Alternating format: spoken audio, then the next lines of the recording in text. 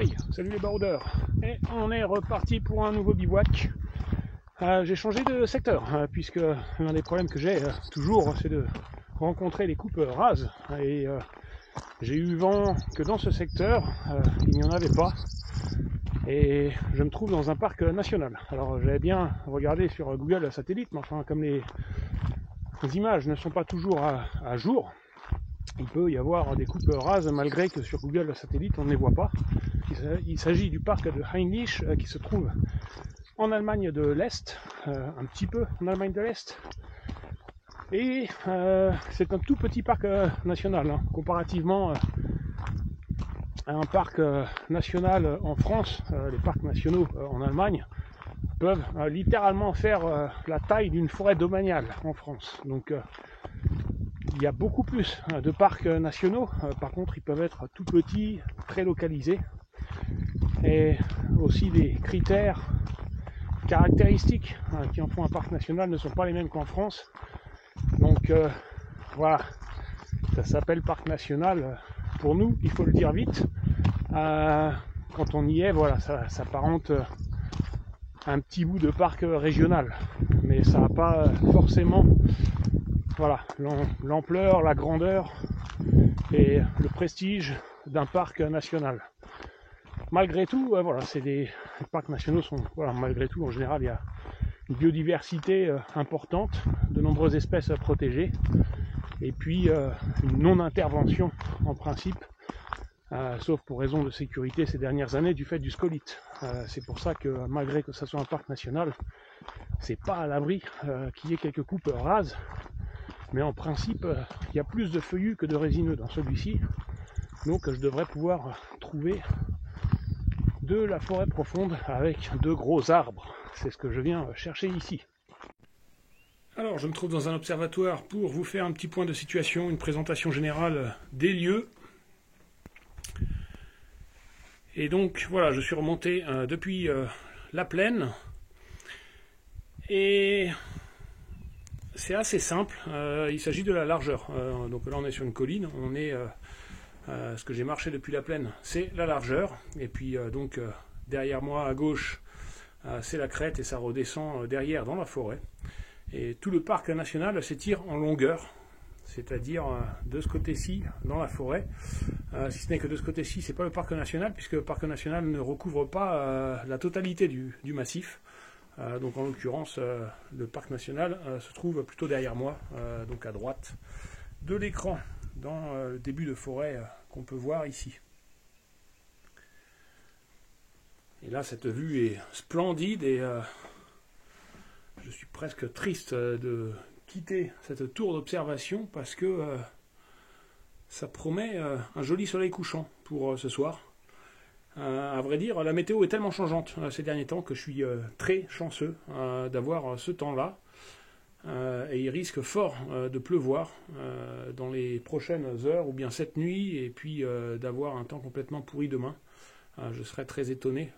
En tout cas, c'est pas annoncé qu'il y ait du beau temps demain et puis toute la soirée. Mais enfin, malgré tout, ça a l'air de bien tenir. Là, c'est des nuages plutôt de beau temps. Donc, ça promet de belles images, pourvu que ça dure. Je suis rentré dans la forêt et je marche sur la semi-carrossable. Il s'agit d'une forêt profonde et sombre et très dense, avec énormément de jeunes arbres, en réalité que des jeunes arbres. Et donc ici ça s'est ouvert un petit peu, mais tout ce que j'ai marché jusqu'à présent, c'est une forêt quasi impénétrable, constituée d'arbrisseaux. Alors je ne vous cache pas que si je démarre souvent mes bivouacs en fin d'après-midi, eh bien c'est pour avoir ces belles lumières, pour pouvoir profiter et vous partager ces belles lumières de fin d'après-midi qui permettent voilà, de faire des images plus chaleureuses que ce que je pourrais faire à midi avec une lumière verticale.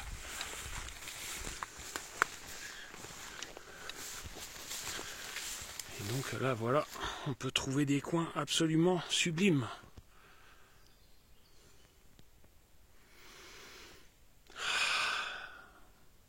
Qu'est-ce qui fait bon être là? Waouh!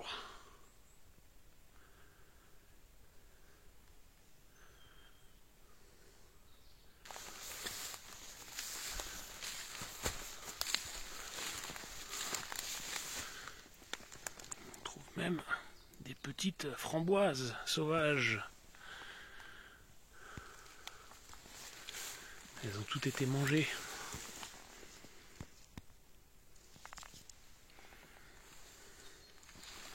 La framboise sauvage, je connais un autre endroit où il y en a. Et là, je crois que c'est le deuxième que je trouve.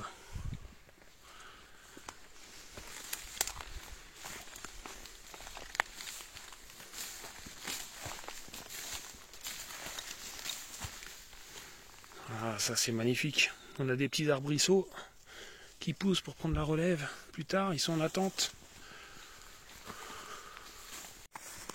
Et je suis toujours ma coulée. Voilà, celle-ci qui n'est pas très adaptée pour les humains, mais qui, sans défaut, voilà, me conduit à un petit passage pour ressortir du sous-bois et revenir sur la semi-carrossable.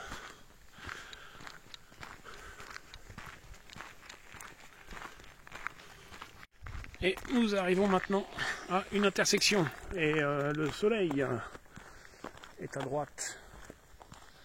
Donc cette fois,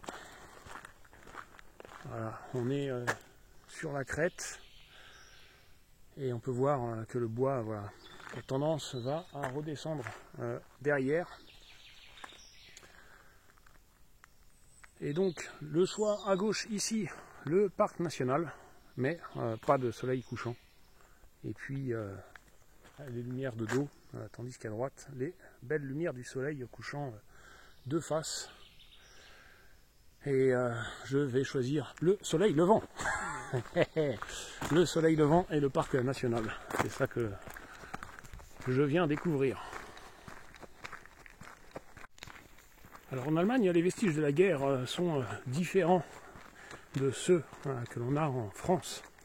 Et très souvent, on peut rencontrer dans la forêt des voies bétonnées avec des plaques de béton de différentes sortes. Certaines sont quadrillées, trouées, parfois d'autres sont pleines et permettent, je sais pas, de permettre à des véhicules de circuler sans s'embourber. Et puis parfois donc il y a 2 rangs et puis les soldats marchaient entre deux. Parfois c'est vraiment une voie complète. Et puis ici en l'occurrence, ce qui semble être une jolie semi-carrossable campagnarde, et bien en fait c'est du remblai qui est posé sur d'anciennes dalles en béton. Et donc là on peut voir le bord ici. Et quand on regarde d'un peu plus près, voilà, ici là on peut voir tout le bord.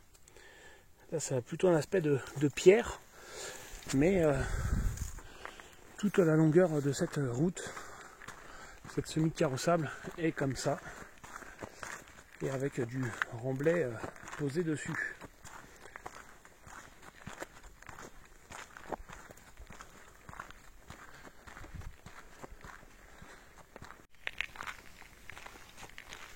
J'ai vraiment l'impression de découvrir un nouvel environnement dans ce parc national. Et puis il y a plein d'odeurs particulières. Et en l'occurrence ici, tout ce qu'on peut observer sur le bord, eh bien, il s'agit d'ail des ours. Ail des ours, je ne sais pas ce qui lui est arrivé. Il a été moissonné. Et donc, ça sent l'ail littéralement partout dans la forêt, puisque on en trouve vraiment en grande quantité de part et d'autre du chemin, tout le long. Et donc, il y a une très forte odeur d'ail.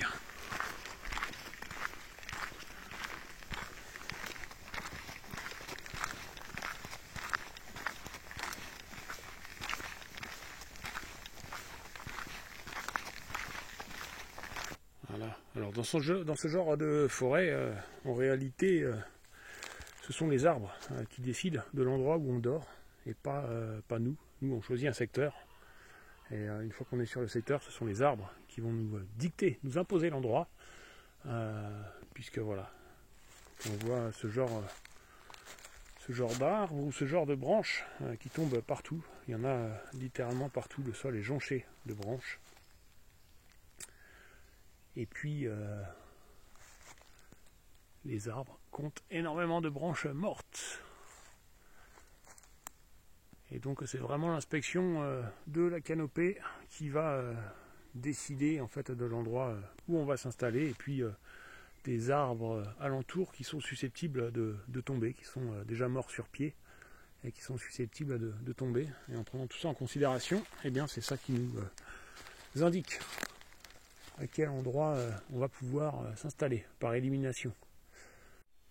Bien, voilà les amis pour cette première soirée. Le soleil est en train de se coucher ou s'est déjà couché. Et la nuit tombe et l'image éclaircit tout ça. J'ai installé mon bivouac assez en hauteur, et puis la sangle a été juste de ce côté-ci. Il faudra que je les rallonge. Normalement il m'en reste encore du rouleau que j'avais commandé, donc il faudra que j'en mette une plus longue, parce que c'est pas la première fois que j'ai ce genre de soucis sur des gros arbres, mais bon, comme j'en ai très peu dans le coin où je vis, mais c'est vrai qu'elles sont tout de même un peu courtes lorsque je rencontre des gros arbres comme ça. Et donc maintenant je vais me faire à manger avant qu'il ne fasse complètement nuit, et puis aller me coucher. Je pense pas que je vais papoter dans le hamac. Voilà, histoire de ne pas traîner non plus, de ne pas perdre de temps. Donc je vous dis à demain, et puis moi je vais me reposer.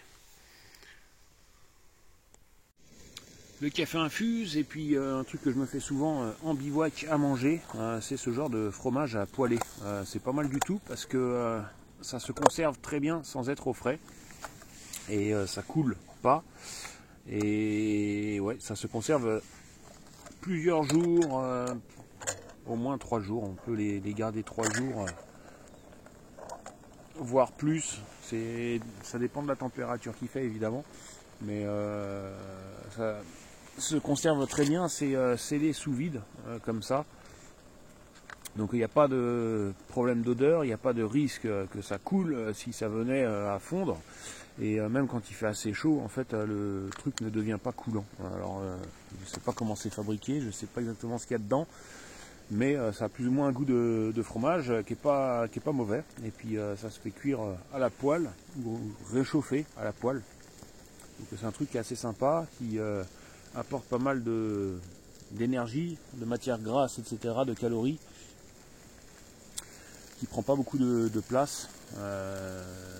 Voilà, et puis qui permet de manger un peu du fromage aussi sur des randos dans lesquels on trimballerait pas forcément un fromage. Ça y est, je viens de quitter le point de bivouac, et je suis un petit peu barbouillé ce matin, et puis les températures sont vraiment basses. Là j'étais vraiment emmitouflé malgré qu'on soit au mois de juillet. Ça m'inquiète un peu pour cet hiver, mais j'étais vraiment complètement emmitouflé ce matin. Donc voilà, j'ai traîné un petit peu à partir, il est 8h30, 9h, quelque chose comme ça. Et puis je rejoins la semi-carrossable, et puis je vais m'aventurer dans le parc national. Et je suis impatient de voir ce qu'on va y découvrir. Waouh! Alors ça, c'est du jamais vu.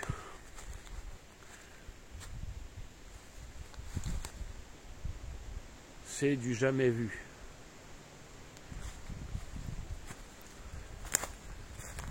Cicatrisation de l'arbre, la souche est complètement décomposée. On a du joli terreau et le bourrelet cicatriciel qui survit, qui remonte et qui rejette.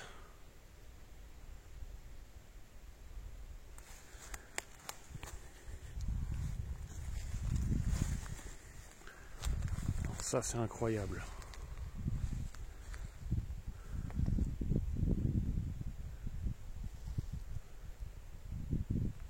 Et il n'y a pas de trace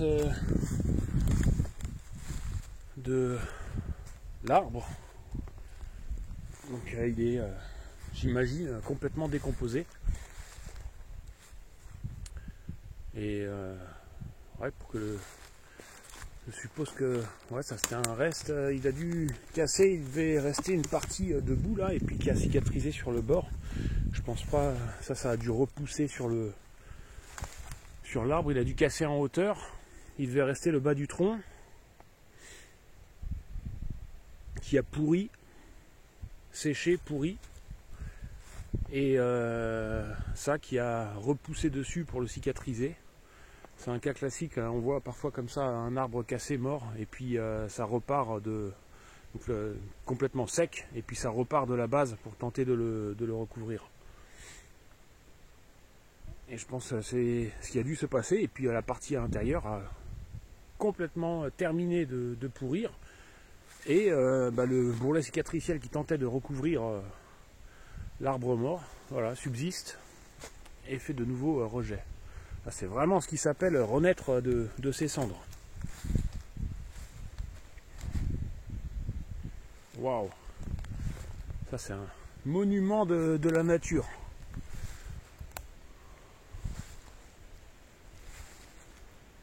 Donc là on est en plein cœur, ou voilà, dans cette direction là on entre en plein cœur du parc national, dans une des parties voilà, les plus profondes, et donc qui j'espère voilà, va être l'une des plus intéressantes aussi, et pour aller rejoindre un petit chemin qui se trouve dans le Talweg, qui doit se trouver pas très loin devant.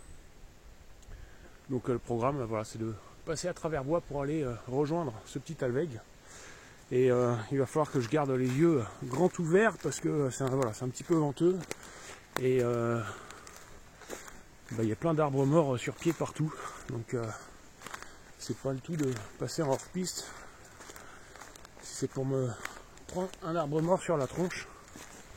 Donc voilà. Il va falloir que je sois super prudent. Voilà, donc là on est dans de la forêt quoi. C'est un jeu de Mikado, tout simplement.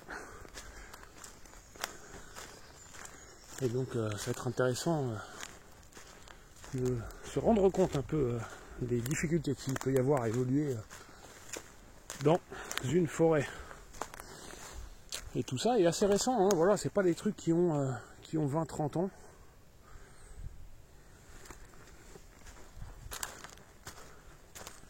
C'est partout, il faut avoir les yeux ouverts.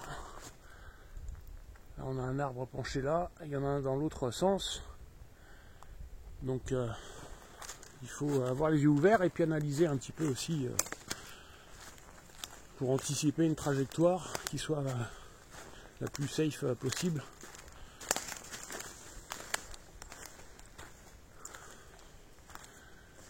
Waouh!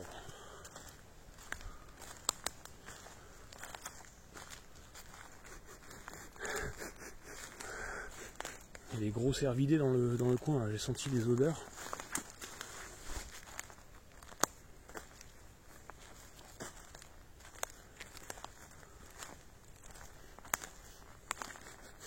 Encore là. Ah, il y a des couchettes. 2 couchettes ici. Une là au pied du petit arbre. Ah, c'est leur coin là. C'est leur coin.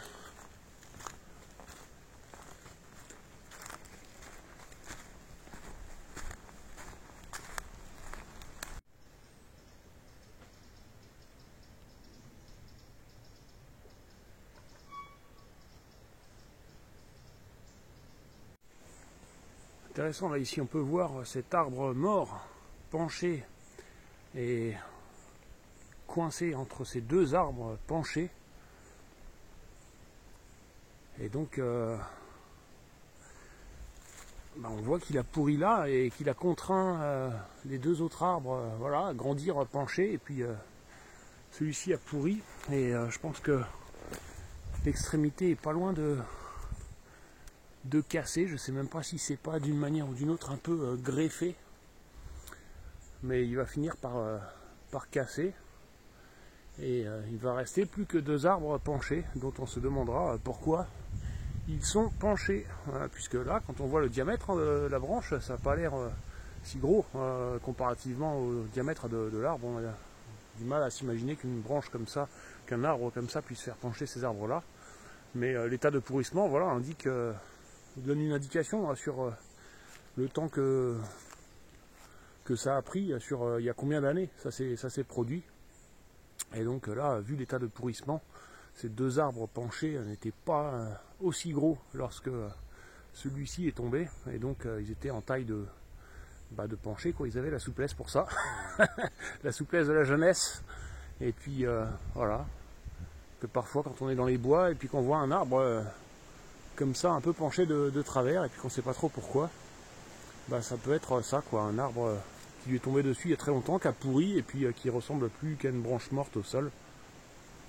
Et donc c'est pas forcément directement en fait une faiblesse de l'arbre lui-même, je sais pas, dont les racines auraient cassé, poussées par le vent.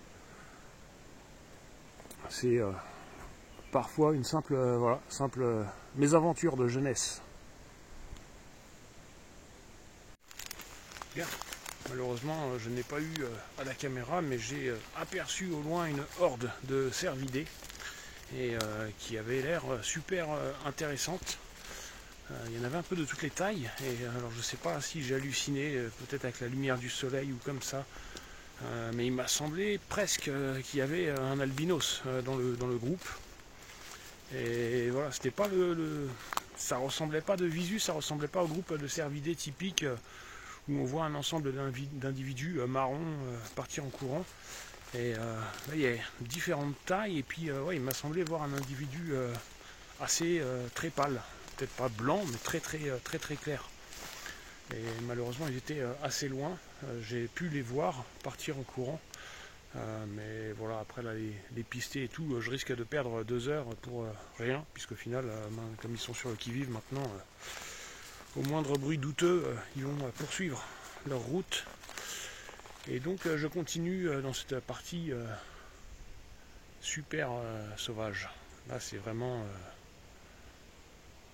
là on a des arbres qui pourrissent au sol, etc. Et j'ai finalement trouvé quelques vieux arbres qui sont vraiment au stade de redevenir de la terre. Et là ici on en a, là on voit...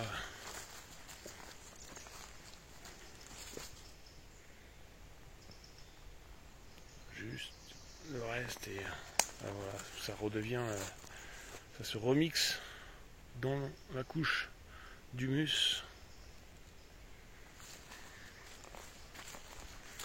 Et finalement, ouais, sur cette parcelle, je suis finalement parvenu à trouver tous les stades de décomposition d'un arbre.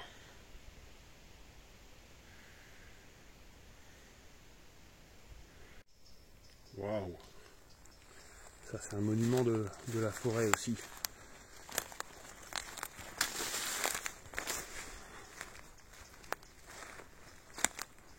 En train d'enjamber tout un paquet de branches.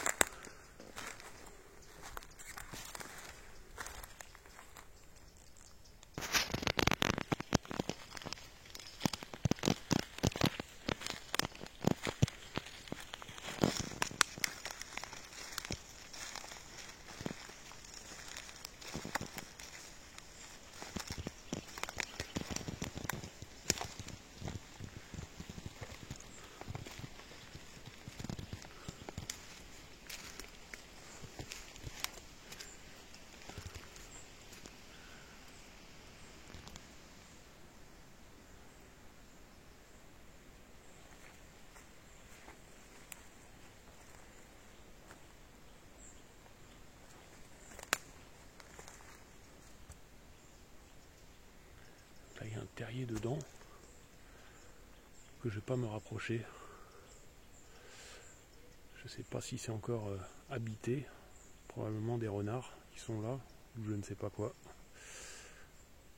Il n'y a pas de coulée bien marquée, fraîche, mais bon, c'est pas toujours très voyant. Là, on n'est pas beaucoup plus loin, et de nouveau, au pied de cet arbre, très gros, on trouve des terriers, tout a été creusé tout autour.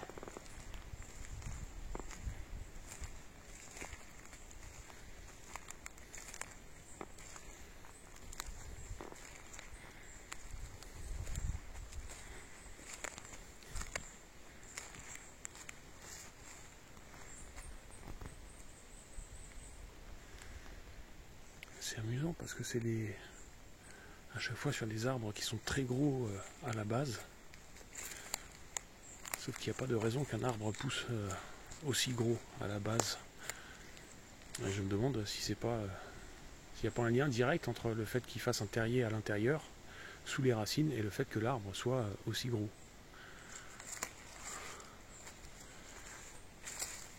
Et là, celui-ci, on peut voir que c'est un arbre qui a sans doute probablement pris la foudre il y a très très longtemps.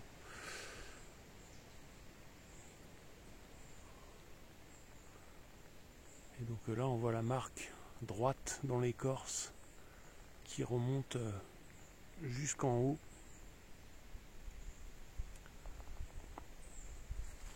Et donc voilà, il a cicatrisé depuis.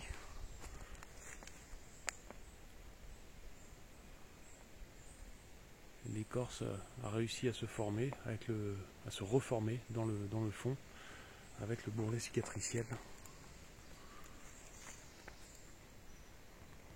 Et on en voit un petit peu le reste à cet endroit-là.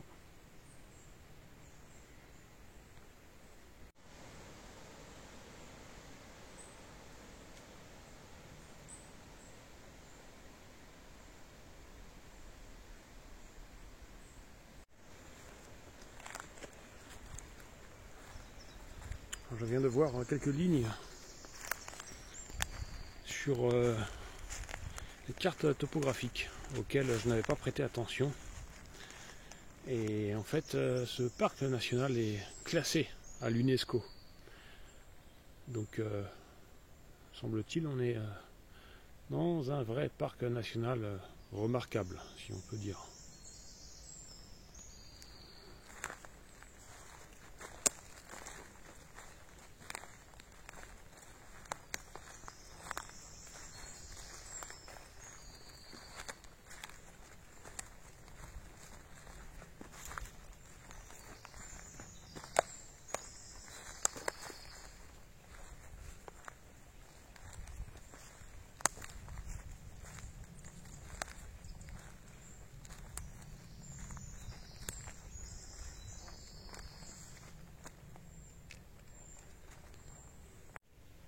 J'ai finalement trouvé ce que je cherchais, un chablis en 8 avec cet arbre ici. Donc il y en a un qui est tombé là-bas derrière et probablement qui dans sa chute a fait casser celui qu'on a juste devant nous. Et donc, pardon pour le contre-jour, on est en plein soleil. On a une première ouverture dans la canopée ici. Et puis entre les deux, voilà, cette partie qui a tenu, et puis le second ici. Et donc voilà, à la fois la robe du premier arbre, et puis a cassé un peu les branches, et puis fait tomber le second, qui était à côté de lui. Et donc on a ces deux ouvertures en 8.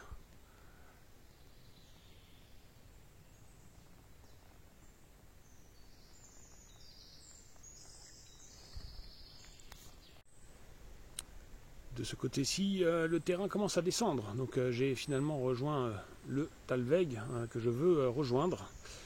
Et je vais continuer d'évoluer en suivant les courbes de niveau sans descendre, de façon à rejoindre une ramification du Talweg principal. Petite ramification dans laquelle il n'y a pas de chemin.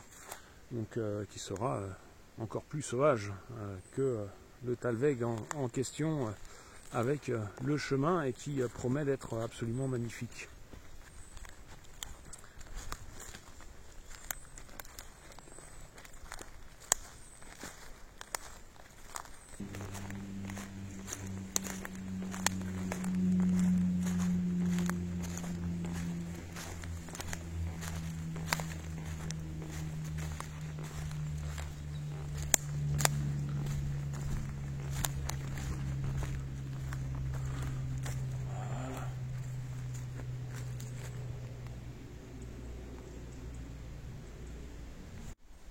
Alors cet arbre-ci est intéressant parce qu'on peut observer que toutes les branches sont cassées.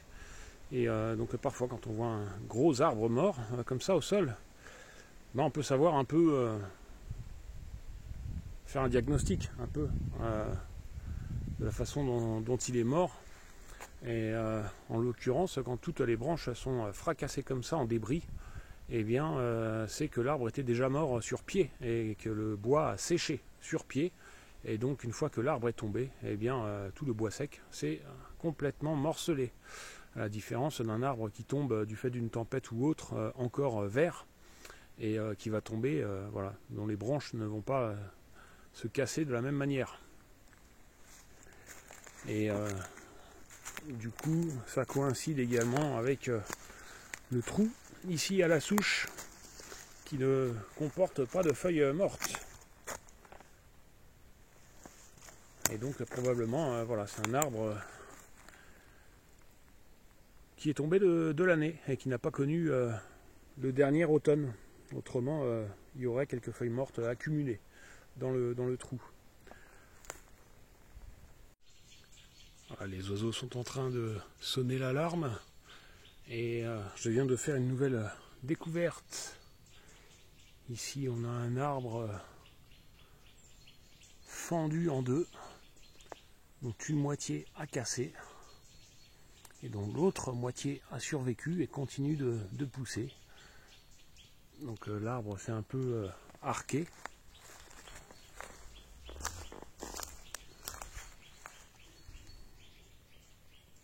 Mais voilà, on peut clairement voir le bourrelet cicatriciel sur tout le bord et puis que l'arbre continue à grandir. Juste une moitié.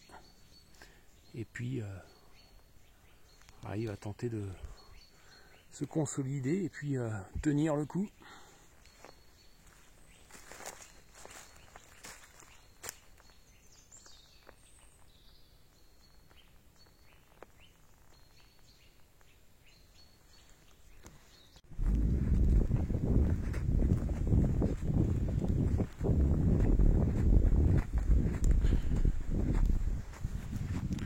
La météo est devenue venteuse, donc j'ai pas filmé grand chose et pas beaucoup parlé. Et j'ai croisé ensuite un groupe de sangliers, une petite horde de sangliers, 4 adultes, et j'ai pas eu le temps de les filmer. Ils ont traversé le chemin sur lequel je marchais. Et là, je suis en train de terminer ma boucle et puis je passe à un endroit assez sympa.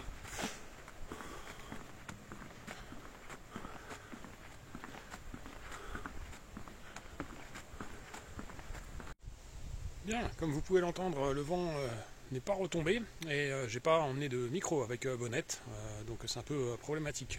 Voilà, pas très confortable de faire des séquences vidéo avec du vent dans le micro. Donc c'est la fin de cette rando bivouac, en tout cas de cette vidéo. Et de toute façon c'est un peu l'objectif aussi de faire une vidéo de rando bivouac assez courte. Il faut que je m'entraîne à faire des vidéos courtes. Et donc j'espère que ces extraits vous auront plu. J'aurai l'occasion de revenir ici dans le futur. Donc j'espère faire une vidéo plus complète et plus jolie et plus travaillée de ce parc national. En attendant, j'espère que ça vous a plu et puis je vous dis à une prochaine. Ciao.